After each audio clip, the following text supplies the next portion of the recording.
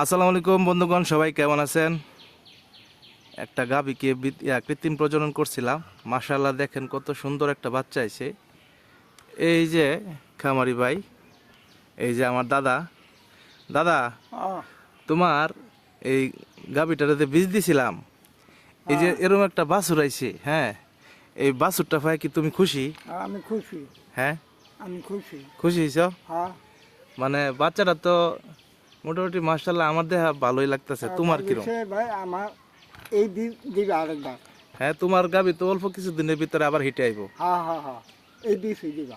এরম পিছে দিতাম। হ্যাঁ, এটা ছাড়া বর্তমান শুনলাম। কে সাদা কালা দেই? না, এটা খুব সুন্দর বীজ। এই বীজ ভালো হয়েছে। হ্যাঁ, আচ্ছা, তো বন্ধুগণ, বিষয়টা হচ্ছে একটা খামারি চাই যে আমার একটা গাভী পালতাছি, বছর শেষে একটা ভালো বাচ্চা আসুক। এই যে দেখেন বাছুরটা, এই বাছুরটা দাদা পায়া, মানে খামারি ভাই আমার পায়া অনেক খুশি একটা গাভী পালে। তো এই এরকম যদি ভালো বাচ্চা আসে। বহন হইলেও বালা। হ্যাঁ, কি কও? বহন দিও তেও বালা এরকম বাচ্চা। আচ্ছা, এ তো তোমার বক নাই হয়েছে। হ্যাঁ, হ্যাঁ, হ্যাঁ। সার হইলে কিন্তু আরো অনেক কোয়ালিটি ভালো হইতো। আর বেশি ভালো হইতো। হ্যাঁ, বহন হইলে আমি খুশি। আচ্ছা, তো আপনারা অনেকেই বলেন যে ভাই, বীজ দিলাম ভালো বাচ্চা আসতেছে না, কেন আসবে না?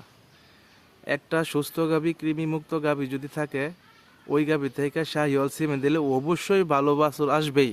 কেন আসবে না? এই যে দৃষ্টান্ত প্রমাণ দেখেন, বাচ্চাটার গলকম্বল, বকনা বাছুর, তারপরে দেখেন লাবি প্লাস এই যে কান, তার গেট আপ, কালার সব দিক দিয়েই ভালো আছে।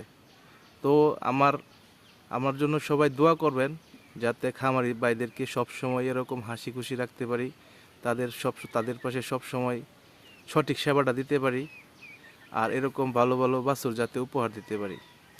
তো সবাই ভালো থাকবেন, সুস্থ থাকবেন, আর আমার জন্য দোয়া করবেন।